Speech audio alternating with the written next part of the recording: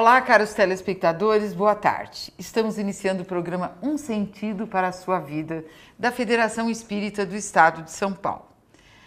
Terminamos nesse instante o Simpósio Espírita Fiesp 2018 e vamos passar para vocês as palestras, tanto do Gevaerd como do Geraldo Lemos. Vamos iniciar com a palestra do Gevaerd, mas temos que dividi-la em duas partes. Hoje nós vamos apresentar a parte A e na próxima semana a parte B, que contém também as respostas que ele deu às perguntas da plateia. Tudo bem? Vamos assistir então a palestra do Ademar José Gevaerd. Será que os extraterrestres estão entre nós? Vamos ver. Para mim é uma alegria muito grande compartilhar esse momento com vocês, porque como vocês me conhecem, sabem a meu respeito, eu sou um apaixonado por esse tema. Eu persigo esse tema desde criança. Quando eu saía de férias na escola, quando eu tinha 6, 7 anos, minha professora recomendava aos colegas e a mim que lêssemos Monteiro Lobato. Muito bacana, eu também lia, só que a minha leitura era Erich von Däniken, eram os deuses astronautas, que eu li quando foi lançado em 1969, quando eu tinha 7 anos. De lá para cá, a minha vida tem sido sempre lidar com esse tema, porque eu considero que conhecer e ter a certeza de que nós não estamos sozinhos no universo, muito pelo contrário, estamos muito bem acompanhados de tantas outras espécies, em variados patamares de evolução. Eu considero isso uma das coisas mais importantes que possa haver para qualquer indivíduo e para a coletividade da humanidade. Vocês estão aqui no ambiente espírita, tá? Vocês, não sei, acho que tanto quanto eu, a gente sente uma energia tão boa aqui, uma coisa tão própria, um lugar perfeito para falarmos esse tema. E a Silvia me arranjou esse abacaxi, de eu fazer uma palestra para dizer que os extraterrestres estão entre nós, porque ela sabe que eu acredito nisso. Diferente de muitos colegas que eu tenho, eu não só acredito, como eu defendo que eles estejam de fato entre nós. Agora, chegar nessa conclusão é algo que, não fiz agora, fiz há muitos anos atrás, mas me requereu algumas 2 décadas, pelo menos, de pesquisas, de conhecimento, de leituras, de intercâmbio na ufologia. E hoje eu falo isso de maneira clara. Nós estamos ao lado deles, ou eles estão entre nós, sim. Para resumir isso, que é uma conclusão muito forte, muito pesada, eu vou fazer alguns comentários. Primeiro, talvez vocês não saibam, ou talvez saibam, porque o cinema, que é uma boa fonte de informação para tantas coisas, na ufologia, pelo menos, peca. Porque os extraterrestres são sempre mostrados como uns seres gosmentos, com um cabeção desse tamanho, com quantos braços e pernas. Seres assim como o do Independence Day, aquele filme. Ou, num outro filme pior ainda, o Contatos Imediatos de Quarto Grau. Não estou falando de 3º grau, que é de Spielberg, que tem 40 anos. Estou falando de 4º grau, que saiu aí uns 5 anos atrás, que é uma mentira do começo ao fim. Os ETs são sempre mostrados como figuras assim, muito exóticas. Mas, na verdade, em 99,9% dos casos em que um extraterrestre foi visto, a nave pousa, o ser sai, alguém vê. Eles são iguais a nós. Iguais a nós. Eles têm 2 pernas, eles têm 2 braços, e, incrível, eles têm um joelho em cada perna, podiam ter 3, mas ia facilitar para andar, podiam ter 2 cotovelos, mas eles têm um cotovelo no braço, exatamente como nós. Nas extensões dos braços, eles têm mãos como nós. Em alguns casos, eles são relatados como tendo 4 dedos, mas na maioria tem 5. Eles são exatamente iguais a nós. Eles têm um pescoço e uma cabeça em cima. 2 olhos, não são 3. E não estão aqui em cima da testa, da cabeça. Tem 2 orelhas, às vezes são pequenas. A boca às vezes é pequena, mas tem boca. Tem nariz, às vezes pequenininho, são só 2 furinhos. Às vezes as suas cabeças são grandes e os corpos são pequenos, desproporcionais, como uma criança de 10 anos, de 8, 9 anos, com cabeção de adulto. Não importa, a forma humana está presente. Quem quer que tenha nos feito, fez a eles também. Talvez até eles nos fizeram. Essa é uma teoria que rola na ufologia há muito tempo. Que nós teríamos sido trazidos de outros planetas para habitar a Terra. Que tem havido aqui no passado uma melhoria das condições do planeta para receber essa espécie. Eu acredito nisso.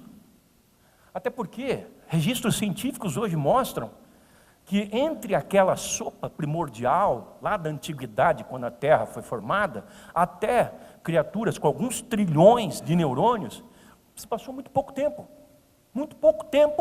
para haver uma evolução que levasse a um ser tão complexo como nós. E aí nós vemos que os seres que nos visitam nessas naves, e isso não está acontecendo nas últimas décadas, isso está acontecendo desde sempre na história da humanidade, eles são iguais a nós. São absolutamente iguais a nós. Tudo bem, uns mais altos, uns mais baixos, uns gordinhos, uns magrinhos, mas vamos olhar aqui para nós temos o quê? 600, 700 pessoas aqui? Tem alguém aqui que seja igual ao outro? Não. Tem pessoas aqui, inclusive, muito diferentes entre si.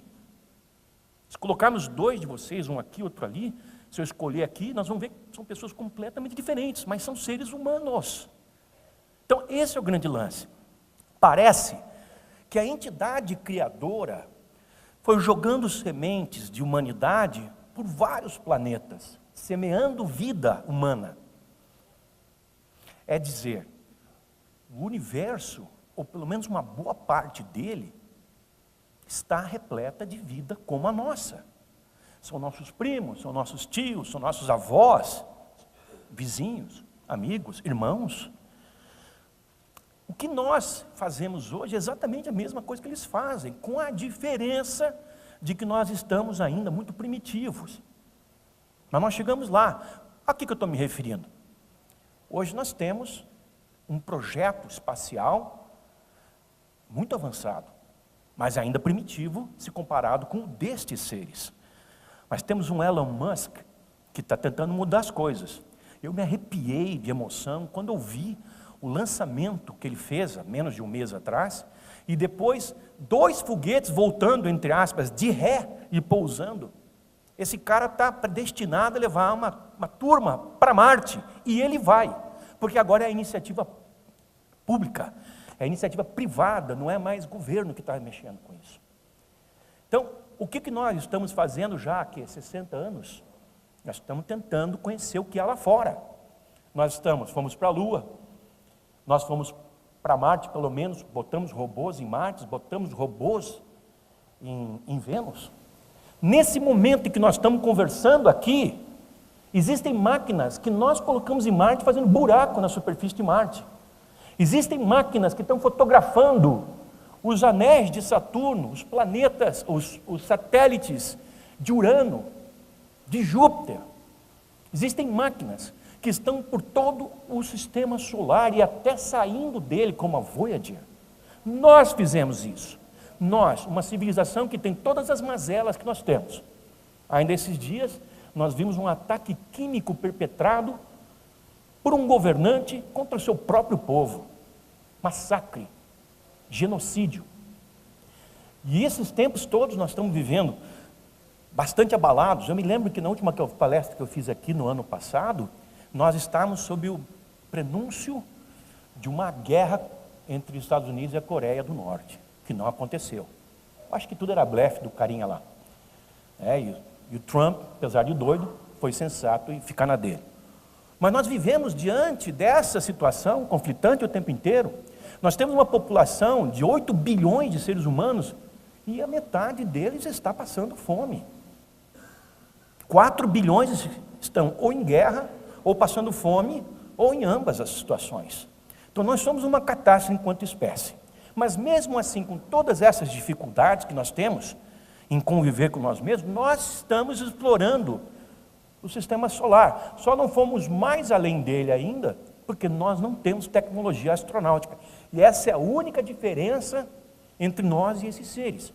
Porque eles já estão fazendo isso há muito tempo. Nós temos registros paleontológicos da passagem de seres que deixaram marcas de pegada, de pés calçados, com bota de tamanho 45, 46, com 360 milhões de anos. Vejam, o universo tem coisa aí de 14 bilhões de anos. E a Terra tem coisa aí de uns 4 bilhões de anos. Entre o surgimento do universo e o surgimento da Terra, se passaram 10 bilhões de anos. Quantas outras terras, quantos outros planetas com vida podem ter surgido antes de surgir a Terra? E a nossa civilização aqui é coisa de 200 mil anos. E olhe lá, nós estamos ainda num engatinhar cósmico. No universo, essas espécies todas, que pelo menos as que nos visitam, que nós temos podido observar, catalogar como elas agem, como elas vivem, e tentar fazer uma suposição de quais seriam os seus interesses, nós podemos dizer, com certeza, que estão mais avançadas do que nós, sob o ponto de vista tecnológico, senão não teriam vindo aqui. E eu acredito que o avanço tecnológico esteja junto, paralelo ao avanço espiritual. Tem que ser. Senão a civilização ela se autodestrói, ela se destrói. Tem que haver. Mas assim como nós hoje estamos no atual estágio de desenvolvimento que nos encontramos, essas civilizações estando acima, também deve haver civilizações estando abaixo. Civilização que ainda está comendo picanha crua porque não descobriu o fogo. Gente morando nas cavernas num outro planeta. Porque essa é uma regra da vida. Há os mais avançados, há os mais atrasados. Mas essas civilizações ainda assim mantêm a sua individualidade.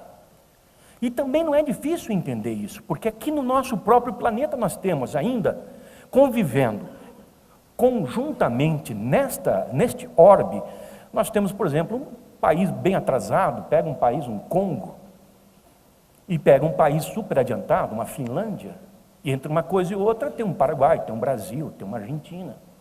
Então, compreendem? Esses países todos convivem juntos, mas em diferentes estágios de avanço social. Compara o IDH de uma cidade da Finlândia, ou da Finlândia inteira, com o IDH do Congo. Mas como? Esses países eles convivem entre si no mesmo planeta, mas mantêm a individualidade. No entanto, isso também pode ser aplicado, eu acredito, com relação aos seres que nos visitam. Eles, apesar de terem em comum, os que nos visitam, a capacidade de viajar pelo espaço, ou seja, eles já podem estar se intercambiando há décadas, há séculos, há milênios. Apesar disso, aparentemente eles mantêm a sua individualidade cultural, porque os seres que vêm aqui, eles podem ser colocados em categorias distintas de atividades, de modus operandi com relação à humanidade. É bem interessante isso. Para nós, é claro, vai ser suficiente que a gente atinja pelo menos a civilização que está no andar de cima, a próxima. Vamos dizer que numa escala de 0 a 100, eu acredito que, sendo 0 assim, a total primitividade de uma sociedade, aquela que ainda está em cavernas, e 100, total avanço, sociedades autossuficientes, planetas que já não consomem material degradável, não consome mais, não tem mais os problemas que nós temos aqui, combustível fóssil, a coisa toda, planetas que já usam a energia das suas estrelas, uma categoria, segundo Kardashev, altamente elevada para a sociedade. Então, entre 0 e 100, eu acho que a Terra deve estar aí por uns 3, 3,5, 4. Se tiver em 4, vamos ser otimistas, a gente, se chegar, 40, 35, 30, 40, se a gente tiver em 40, se a gente conseguir chegar a 42, a 43, já vai ser um avanço muito grande. Nós já vamos estar, então, em contato com sociedades muito mais avançadas. Também vai ser por aí. Porque se a gente chegar a ter contato com uma civilização que esteja lá no número 70, eu acho que não vai ser possível um intercâmbio e um diálogo com eles. Porque eles vão estar tão à nossa frente, que não teremos uma base informacional convergente. Não poderemos conversar com eles. É a mesma coisa que você apresentar um iPad, um notebook para um membro de uma tribo perdida lá na Amazônia. Estão entendendo? Então, é assim. Aparentemente, no entanto, civilizações que vêm até aqui conhecem bem o que nós fazemos. Conhecem nosso estágio evolutivo, conhecem as nossas realizações. Eu digo isso porque você encontra em todas as mitologias do mundo, em todas as tradições religiosas, todas as tradições transmitidas de geração para geração no mundo inteiro, de qualquer cultura, você encontra a passagem desses seres. Se você pegar desde a Bíblia, Antigo Testamento, a Bíblia é um livro de ufologia, pelo menos o Antigo Testamento. Ali tem abdução, ali tem pouso, ali tem contato, ali tem hibridização, ali tem tudo. Está tudo ali no Velho Testamento. E muito antes da Bíblia, livros considerados assim, poemas épicos, ou então livros religiosos, dos hindus, dos nepaleses, dos chineses, com 5, 6, 7 mil anos de idade, são descrições, contém descrições vívidas da passagem dessas naves e do convívio que a nobreza, e não só a nobreza, a população em geral, daquelas épocas, tinham com seres extraterrestres. Isso está lá, não tem como negar isso. Eu publiquei recentemente um livro chamado Vimanas, Os Veículos dos Deuses do Passado. Os Vimanas, a Vimana é uma palavra masculina, tá? Os Vimanas eram naves de vários formatos que voavam no céu da antiga Índia, do Nepal, da China. Naves. Nos livros hindus a que eu me referi, há inclusive desenhos e plantas. Havia diversos tipos de vimanas. Vimanas para transportar cargas, vimanas para transportar pessoas, vimanas mistas, vimanas de exploração e, mais interessante ainda, algumas pessoas daquela época, esses sim, todos da nobreza daquela época, tinham os seus próprios vimanas. Como eu tenho um carro na garagem, a maioria de vocês aqui, o cara tinha um vimana. Então, quando o cara queria conversar com outro, dois caras da nobreza, eles se encontravam no topo de uma montanha. Como é que eles chegavam lá? De vimana. Já havia isso há 7 mil anos atrás. Imaginem vocês, 8 mil anos atrás. Nós fomos de lá para cá, percorrendo a história do planeta Terra, de todas as culturas, tanto aquelas que já se extinguiram, quanto as que estão vivas hoje, nós vamos encontrar os vestígios, e às vezes muito mais do que vestígios, evidências da passagem de outras espécies. Por exemplo, na Idade Média, os artistas que tinham uma obsessão por pintar cenas religiosas. Então tem muita pintura de Jesus na cruz, tem muita pintura da Virgem Maria com o menino Jesus no colo. Vocês vão encontrar em museus de várias partes do mundo essas pinturas, que curiosamente tem no céu uma nave, um disco voador. Está lá. Tem uma pintura de 1400, de Carlo Crivelli, que está no museu em Kosovo, em que aparece a Virgem Maria, com o menino Jesus no colo, em cima tem uma nave, e essa nave está dirigindo um raio de luz para a cabeça de menino Jesus. Como é que pode? Porque desde aquela época se sabe disso. Desde aquela época.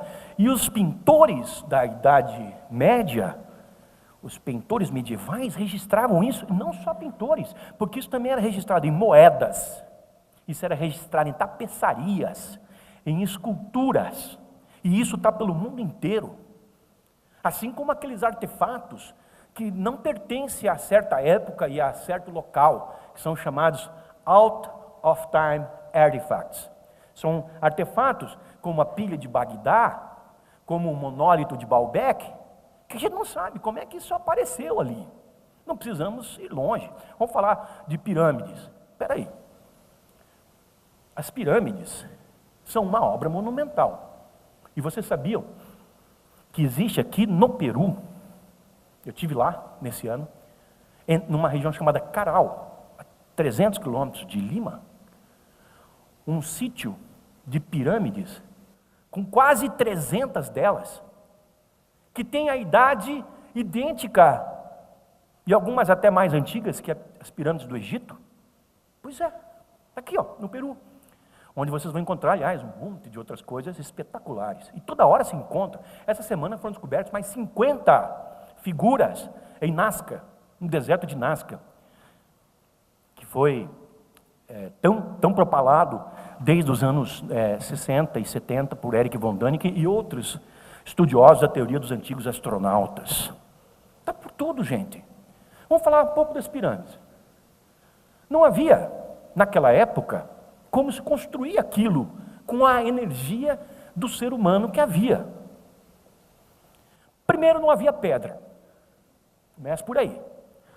Se houvesse pedra, não seria possível cortá-las desta maneira. Entre uma pedra e outra das pirâmides, não passa uma folha de papel sulfite. Os ângulos são retilíneos. Mas ainda que houvesse pedra, e ainda que houvesse como cortá-las, não havia como transportá-las. Como é que se transporta uma pedra que pesa 100 toneladas em cima da areia? Método talvez que foi já aludido por vários teóricos céticos que não aceitam que tenha havido intervenção alienígena na Terra, é através da rolagem de toras. Rolar tora na areia. E pior, não tinha tora, não tinha árvore no Egito. Mas ainda que tivesse pedra, ainda que tivesse como cortá-las, ainda que tivesse como transportá-las, me digam, como empilhá-las? Pois é, um estudioso fez um cálculo. E esse cálculo deu que, se houvesse pedra, se houvesse como cortar, se houvesse como transportar, se houvesse como empilhar, toda a população que existia no Egito naquela época precisaria de 65 anos de trabalho ininterrupto para construir apenas uma pirâmide. Então é óbvio que não é por esse caminho.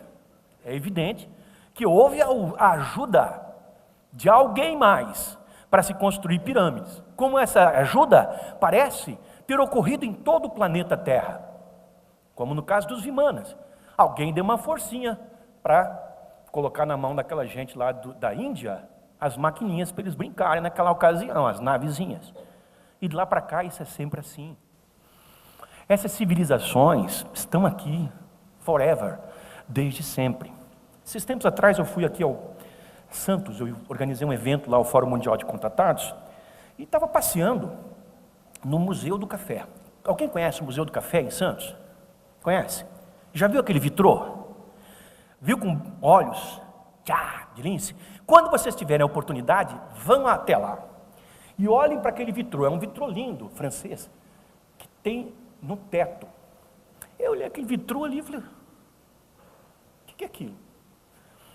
Uma mulher nua e umas bolas de luz indo para lá e para cá. E o título, A Visão do Anhanguera da Mãe do Ouro. Mãe do Ouro é como se chama uma lenda representada pela observação de esferas, bolas de luz. Quem era o Anhanguera? Eram os bandeirantes que entravam nas tribos com tudo. Ali estava representado a visão que um bandeirante, um desbravador tinha das tais Mãe do Ouro. A mulher lá e as bolas ao redor. A Mãe do Ouro está por tudo.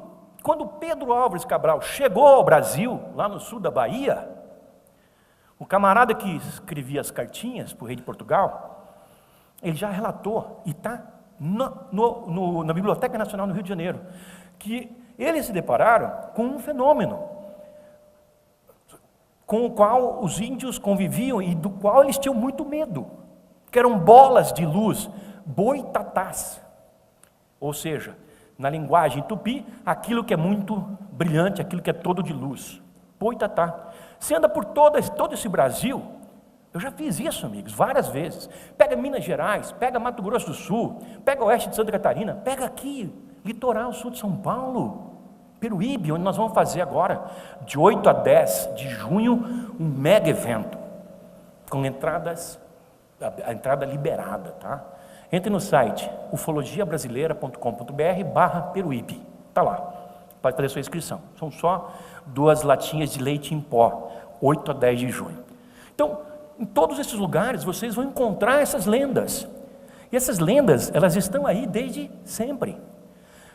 Eu conheci gente em Minas, conversei com testemunhas, senhores, senhoras, até idosos, que choraram quando me contaram as observações que eles tiveram dessas luzes. Essas luzes são o que nós chamamos na ufologia de sondas ufológicas. A mesma coisa que os implantes que os extraterrestres colocam em nós, eu já vou falar sobre isso, em processo de abdução. Há por todo o planeta Terra sondas como essas, que parecem ter a capacidade de captar o que nós pensamos, as nossas sensações, embora a sua função seja de fazer a monitoração do meio ambiente, porque elas estão sempre no meio ambiente. Por exemplo, a mãe d'água. A mãe d'água é uma bola de luz que percorre áreas onde há muita água, córregos d'água, riachos. Quando alguém vê aquilo ali, a pessoa acredita que é um sinal para que ela vá buscar naquela água algum tipo de pedra preciosa ou ouro. Daí também vem a mãe do ouro. A mãe do ouro é o mesmo fenômeno, só que visto próximos a paredões, a montanhas, a morros. E é o boitatá, é a mula sem cabeça, é o saci-pererê. Todas essas lendas do folclore brasileiro e de outros, que tem uma luz, que é o que chama-se de fenômeno ígneo, que tem uma luz, está associado ao fenômeno UFO. Vocês podem ler Câmara Cascudo, vocês podem ler Valcir Monteiro, vocês podem ler os grandes historiadores de todas as áreas do Brasil e vão encontrar lá em Fernando de Noronha, essa luz branca é chamada de alemoa, por razões óbvias, branca, né? Loirona. No Pantanal, e eu morei por ali, ali na divisa com o Paraguai, no Pantanal Sul, essa luz é chamada de enterro de Solano Lopes. Na verdade, a luz sinalizaria um enterro de Solano Lopes. Veja como os nossos antepassados são criativos, porque eles eram supersticiosos e religiosos. Então eles davam interpretação desta maneira às coisas que eles viam. Por exemplo, quando o Solano Lopes, o tal ditador paraguaio, invadiu o Brasil durante a Guerra do Paraguai, e Campo Grande foi do Paraguai, até Três Lagoas foi do Paraguai, tá? Os caras invadiram mesmo. O Paraguai não tinha analfabetos na Guerra do Paraguai. O Paraguai guerreou com armas próprias, que eles próprios desenvolveram. E só foram dizimados porque o Brasil importou mão de obra do Uruguai e da Argentina, sob comando inglês, para destruir a nação Guarani, destruir. 99,75% dos homens entre 15 e 50 anos foram mortos. Acabou-se, foi um genocídio. Mas enfim, quando Solano Lopes, no começo da guerra, invadiu o Brasil, dizia-se que ele saqueava as propriedades, que ele ia tomando conta, as fazendas que ele ia encontrando. Mas ele não conseguia, ele não podia levar os tesouros para dentro, porque ele estava entrando no Brasil. Então o que ele fazia? Buracos, colocava os tesouros lá, e os que morreram nos conflitos eram descarnados, tirava-se a carne deles, e os esqueletos eram colocados meio de uma maneira meio macabra ali, porque caso alguém fosse procurar o tesouro e encontrar aquilo, ia sair correndo de medo. Então, quando aparece uma bola de luz como essa, que em Minas é o boitatá, que aqui é a mãe de ouro, que lá não sei aonde é o navio fantasma, e tem os nomes mais engraçados. Quando alguém vê uma luz dessa em cima de uma colina, alguma coisa, se diz, lá tem um enterro de Solano Lopes. Houve uma época no Mato Grosso do Sul, até 40, 30 anos atrás, em que tinha gente cuja profissão era caçador de enterro de Solano Lopes. Acreditem. É algo muito fascinante. E vocês podem andar pelo Brasil inteiro. Eu ando, por exemplo, muito pela Amazônia. Eu tenho uma paixão muito grande por pesquisar UFOs na Amazônia. E o meu método de pesquisa lá é muito científico, super aperfeiçoado. Precisei fazer pós-graduação na NASA por 6 anos para aprender esse método, Silvia. Sabe qual é o meu método? Eu alugo um barquinho, eu ponho um carinha para pilotar e subo o rio. E vou parando de casa em casa, falando com as pessoas. Super avançado o método, né? Super. Que faz 6 anos de pós-graduação na NASA. Mas sabe que é o método mais fácil que você tem para descobrir alguma coisa lá? Porque as pessoas moram isoladamente. Elas pescam, elas plantam, né? Eu paro, por exemplo, como eu fiz agora em Novairão. Novairão fica a uns 200 quilômetros de Manaus. Então eu vou de carro para Novairão, deixo o carro ali, aí eu pego um barquinho todo dia. E hoje eu vou subir, 2 horas de barco, até que eu comece a encontrar as casas mais isoladas, das pessoas que não têm rádio, não têm telefone, não têm celular, não têm nada, vivem ali. Sua vida é aquela. Eu desço no barranco, eu subo o barranco, né? Cada barrancão, Deus o livre. Eu subo o barranco, vou lá conversar com as pessoas. Chego amigavelmente e vou ouvir o que elas têm a dizer. Logo eu entro no assunto. Elas vão falando da vida delas. Eu pergunto, e luzes estranhas, vocês veem aqui? Aí uma vez uma pessoa assim falou para mim, e seu Zevaeldo? Seu Zevaeldo, lá eu sou seu Zevaeldo. Essa coisa que o senhor está falando aí, nós não vê não. Mas o que nós vê aqui sempre passar é um forno. Forno? Como assim? Como você sabe que as pessoas associam o que elas veem a coisas que elas conhecem, utensílios? Eu fiquei muito tempo cafifado com aquilo ali. Forno de micro-ondas, será que é um objeto quadrado? Mas eles nem sabem o que é isso. Um forno. Até que um dia, numa outra viagem, sentado com o pessoal ali, descascando mandioca, debaixo de uma árvore, ouvindo os causos, a pessoa me falou, agora nós vamos moer e torrar a mandioca. E me levou lá no lugar onde se torra a mandioca, que é um tacho, uma bacia. Sabe o que aquilo ali é? Aquele é o forno. O forno é aquilo. Então, quando as pessoas falam, não, nós não vemos isso que o senhor está falando, nós vemos um forno passar aqui em cima. Vê debaixo uma bacia, é um disco voador. E isso você encontra em qualquer lugar que você vá. Aliás, ali você também encontra pessoas dizendo, de vez em quando a gente vê um castelo sair de dentro d'água do Rio Negro. Castelo? Como assim? É um troço cheio de luz, meio de metal. Às vezes surge ali, fica uns 2, 3 dias, uma ilha, depois vai embora. Gente, pessoas simples, humildes, que não têm instrução, contam isso. A presença desses objetos entre nós, você vai encontrar isso em qualquer lugar. Vai para a antiguidade, vai para a Idade Média, qualquer canto. Eu pesquisei alguns casos na ilha de Chiloé, no sul do Chile. Lá se fala muito do trauco. O trauco é um serzinho que espreita as pessoas, dizem elas, que do alto, e que pega as mais bonitas da comunidade para ter relações. Uma história muito semelhante à do boto cor-de-rosa, que sai das águas na Amazônia, se veste galantemente, elegantemente também, e assedia a mais linda das mulheres durante as festas. E tem relações com ela. Tem gente lá, que está no livro de registro de nascidos. Quem é o pai? A mãe é Dona Maria. E o pai é o boto. No interior do Amazonas você encontra isso. É fantástico. A presença desses seres entre nós é tão óbvia, que não tem como não se dar conta disso. Por isso que eu aceitei o abacaxi, de falar sobre os ETs entre nós, porque eles estão de fato entre nós. Como eu falei no início, esses seres são tão idênticos a nós, em alguns casos perfeitamente idênticos, que se sentasse aqui no meio de vocês, ninguém ia notar nada, exceto o quê?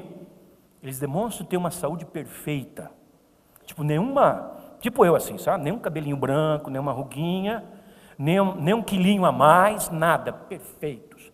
Somente por isso que você teria a sua atenção desperta para aquela criatura que se sentasse aqui. Mas se você não está muito atento a isso, tudo bem, um cara que se cuida bastante. Então eles estão entre nós sem a menor dúvida. Vamos falar de abduções. As abduções, você sabe o que são abduções? Tem alguém aqui que nunca tinha ouvido essa palavra? Abdução é o processo de levar a pessoa, homem ou mulher, para bordo de uma nave. Tá? Isso é como a gente sempre entendeu a abdução, historicamente, no processo de pesquisa do fenômeno UFO. Hoje, nós conhecemos outras formas de abdução. Por exemplo, o que existe é aquilo que a gente chama de visitas de dormitório. Ou seja, a pessoa não necessariamente é levada de onde ela está para bordo de uma nave. Ela pode ser, vamos usar a palavra trabalhada, ali mesmo onde ela está. Inclusive no seu local de trabalho, com os seus colegas ao redor, numa sala de aula, com os outros estudantes ao redor, em qualquer circunstância. Esses seres parecem ter a capacidade... Veja, quando eu falo esses seres, já falei para vocês que nós estamos sendo visitados por inúmeras civilizações. Não são todas que praticam isso. E elas também têm distintos objetivos com relação a nós. Existem aquelas que são... vamos falar da seguinte maneira. Nós temos uma escala de 100, em que 1 são os seres agressivos, 100 são os seres, vamos colocar, bondosos. Esses dois extremos são minorias, uns 5% das espécies que nos visitam. O restante é mais ou menos neutro, é mais ou menos interessado, curioso, mas não está afim de nada. Já aqueles que estão lá naquele ladinho lá, os perigosos, eles atacam. Chegou perto, vai tomar um raio, entende? Eles atacam, às vezes eles atacam deliberadamente, sem mesmo serem provocados, como aconteceu durante o fenômeno chupa-chupa na Amazônia, que gerou a Operação Prato. Uma hora eu falo mais sobre isso. E aqueles bondosos, não sei, talvez seja da sua essência, e eles terem a bondade de nos curarem de males. Eu conheço histórias, por exemplo, de pessoas com um braço quebrado, que seu braço os ossos se soldaram diante de um fenômeno. Conheço gente que teve uma terceira dentição diante do fenômeno, por ter visto o fenômeno. E tem um caso muito, muito interessante de uma família que andava pelo Mato Grosso do Sul, uns 30 anos atrás. Era uma família aqui de São Paulo. O menino, eram 2 irmãos, uma menina e um menino de uns 5, 6 anos, que tinha hidrocefalia. E estava desenganado. A família já não tinha mais o que fazer, e o médico sugeriu, olha, sendo bem franco, não tem mais o que fazer. Então, mostra o que vocês puderem mostrar desse mundo para o menino. Ok. Então, eles decidiram ir ao Pantanal. Foram a Corumbá.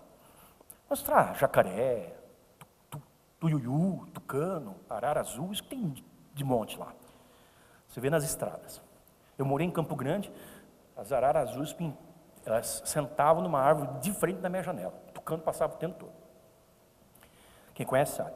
Então, eles levaram o menino, passaram uns dias em Corumbá, que é bem no núcleo, coração do Pantanal, Rio Paraguai, aquela coisa. Na volta, entre Corumbá e Campo Grande, tem 2 cidades. Tem Miranda, a 200 quilômetros de Campo Grande, e Aquidauana, a 130 quilômetros de Campo Grande.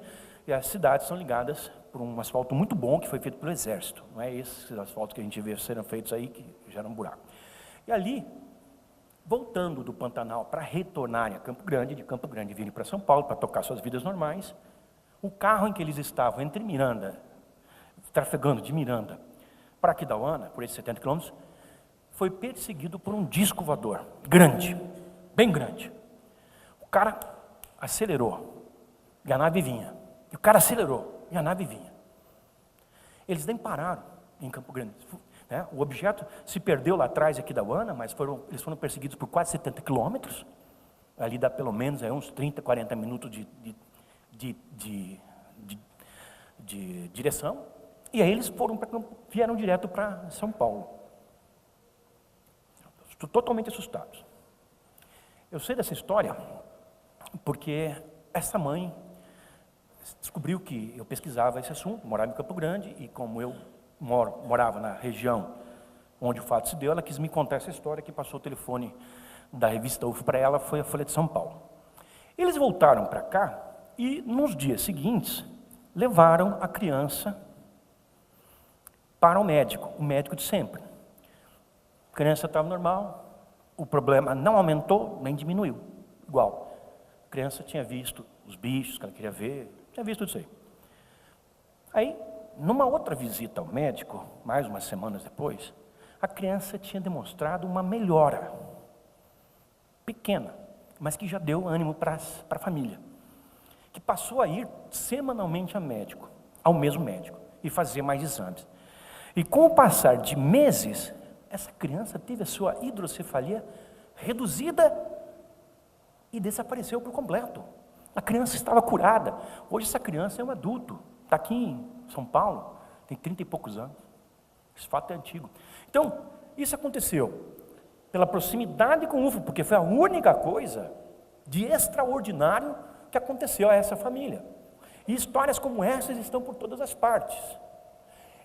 Isso é feito de propósito, por exemplo, aqueles seres que estavam dentro daquela nave que perseguiu o carro, eles tinham conhecimento de que ali havia uma criança enferma e decidiram ajudar? Ou foi a energia do UFO, sei lá, o raio, sei lá o quê, ao redor da nave, antigravitacional, sei lá, qualquer coisa que produziu essa melhoria? Eu prefiro acreditar que houve uma intervenção, porque eu vejo esse padrão se repetindo nos casos que eu pesquiso. Por exemplo, numa das minhas atividades de investigação de UFOs na Amazônia, eu conheci, num vilarejo ali perto de Manaus, um senhor chamado Otton, um sujeito forte, já estava com 80 anos quando eu o conhecia, uns 15 anos atrás. Volta e meia eu vou lá visitá-lo novamente, ele está forte. Ele conta que um dia, a mulher dele passou mal. Ele só tinha um jeito de resolver, levar a mulher até a casa dos pais.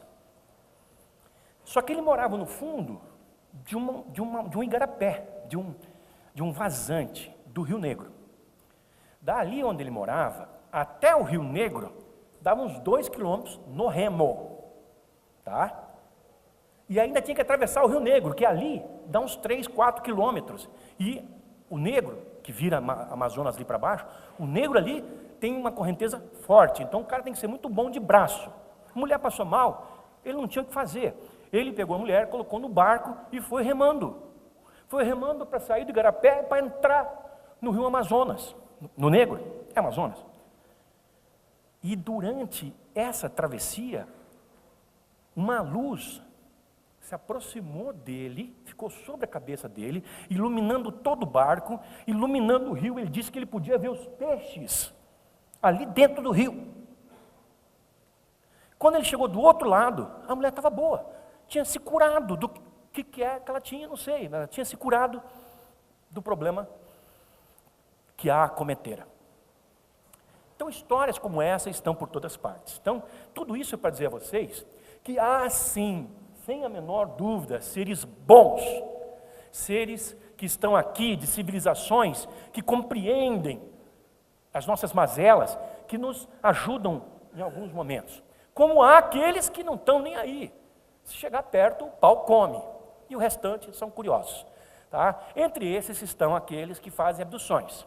As abduções, elas podem ser feitas tanto por uma única sociedade extraterrestre, um único povo, uma única raça, como também por várias.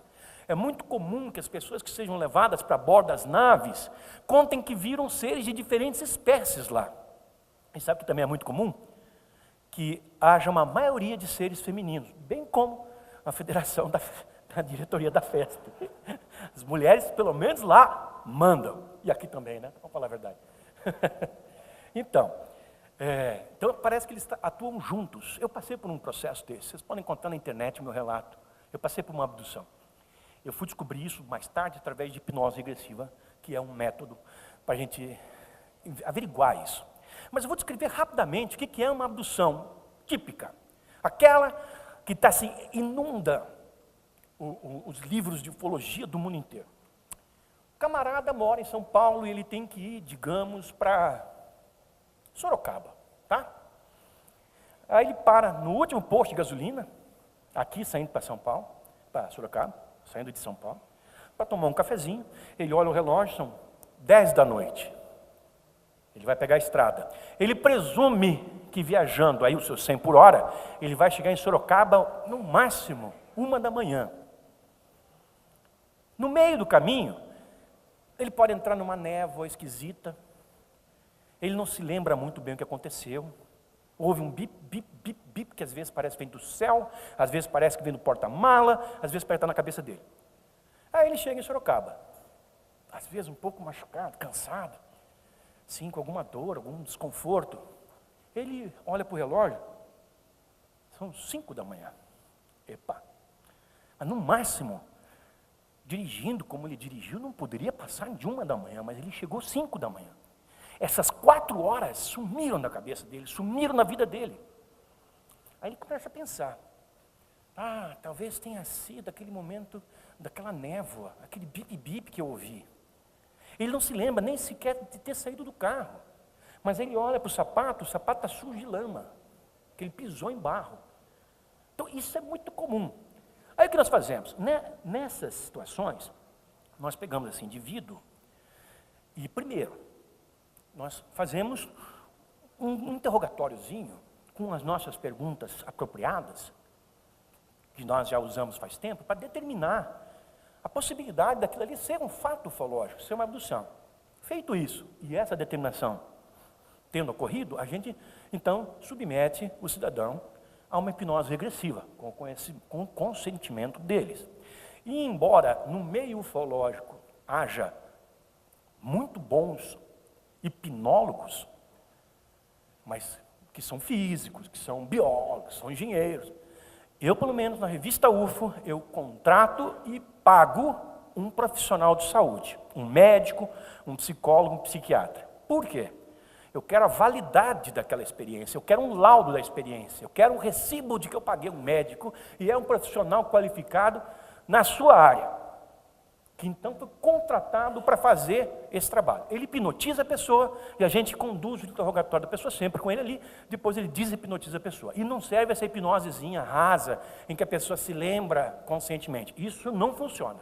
Tem que ser aquela hipnose em que você pega o cara e põe ele em transe. Aí ele conta tudo que aconteceu.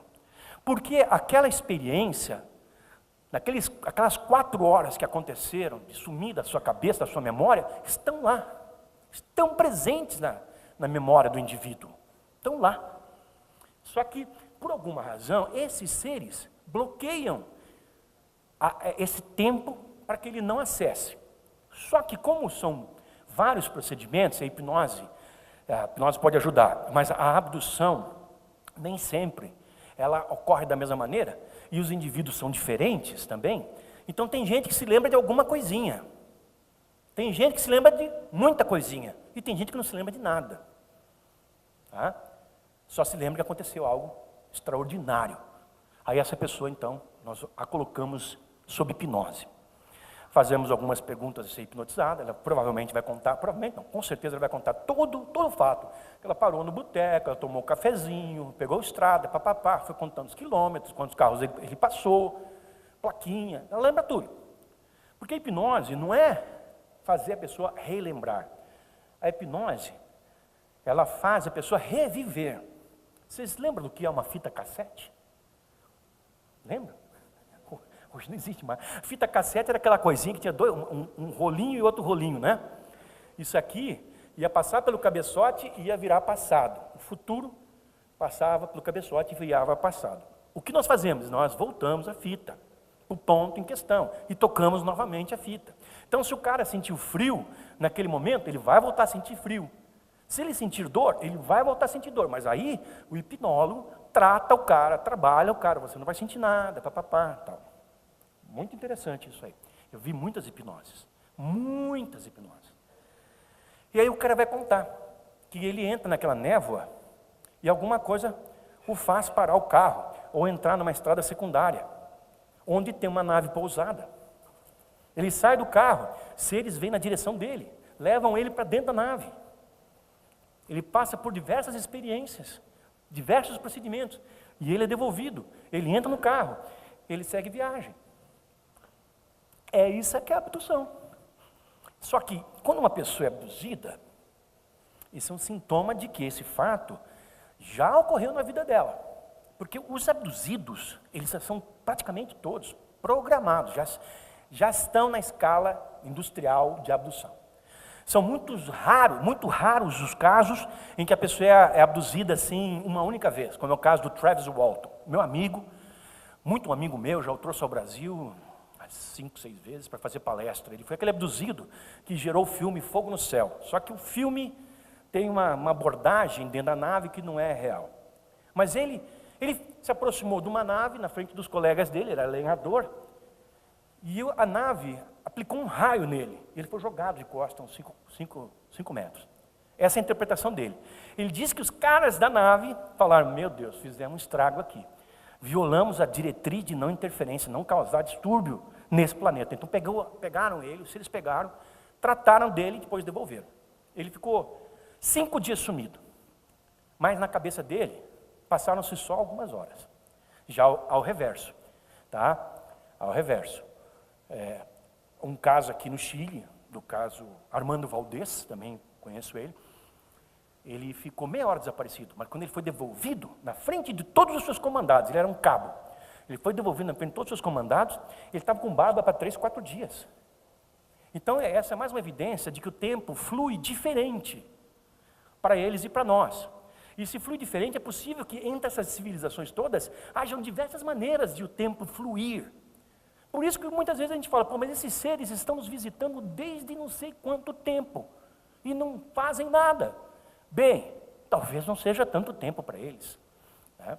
Ou talvez tempo seja uma coisa que você possa mexer, ir para frente, para trás, como já está comprovado em alguns desses casos de abdução, que o cara fica 5 dias, parece que ele ficou meia hora, que o cara fica meia hora, parece que ele ficou 5 dias. Mas isso é o processo de abdução. Agora, gente, é tremendamente difícil pesquisar a abdução. Por isso que ela tem que ser uma das áreas mais privilegiadas da ufologia. E por que é difícil? Porque, olha, é uma a cada 1000 pessoas que passa por essa experiência que chega até ao ponto de falar: mas eu não consigo mais viver com isso, eu quero saber o que aconteceu naquelas horas que sumiu da minha cabeça. E ele então vai procurar um auxílio de médico, alguma coisa. E olha, tem que ser 1000 pessoas, então uma a cada 1000. E 1000 dessas, então já são 1000 vezes 1000, é um monte de gente, né? Aí uma a cada, sei lá, 1000 dessas que vão procurar, que tem a sorte de encontrar um médico que saiba das abduções, que então leva o cara para o entendimento ufológico da sua experiência. E ainda esse cara tem que ter a sorte de encontrar um ufólogo decente, sensato, um ufólogo que conheça essa informação, não um aventureiro. Então, a estrada é muito comprida. Até que a gente conheça um caso de abdução, passa muita coisa. As pessoas que passam por isso, elas podem ser religiosas, então elas vão falar com o seu pastor, e o seu pastor fala: isso é coisa do demônio, cara, não mexe com isso não. Então tem tudo isso aí. São pessoas que moram isoladas, são pessoas que, embora tenham aquele incômodo de não saber o que aconteceu naquelas horas, elas não decidem tomar uma providência para descobrir o que é aquilo. Então a abdução é muito difícil de ser descoberta e investigada. Mas ainda assim, existem alguns milhares de casos no mundo que foram pesquisados, ou seja, que as pessoas, finalmente elas passaram por todos esses funis, e essas pessoas então chegaram ao ponto de ter a sua história conhecida pela ufologia. E nesses casos, a gente tem como fazer as estimativas, tá? E hoje dá para afirmar com um grau bem elevado de certeza prática, tá? Certeza real, de que em 9 a cada 10 casos de abdução, os seres extraem material genético dos abduzidos. Ou seja, eles extraem esperma e eles extraem óvulos. 9 a cada 10. 9 a cada 10. E o que se faz com isso? O que a gente faz com esperma e óvulo? Beber. Entenderam? Para quê? Talvez para reintroduzir essas crianças melhoradas aqui, talvez para levar esse material genético para reconstituir, como algumas dessas espécies falam, reconstituir o potencial reprodutivo de espécies que já não tem mais. Nós temos abundância de material genético e desperdiçamos isso. Essa é a verdade. Eu pesquisei um caso quando eu tinha 18 anos de idade. Imagina. Aconteceu lá em 1979. 18. 17 para 18. Um caso de abdução de 2 irmãos. Os 2 foram levados juntos para dentro da nave. Sabe quão raro é isso? Raríssimo. E eu tive essa sorte.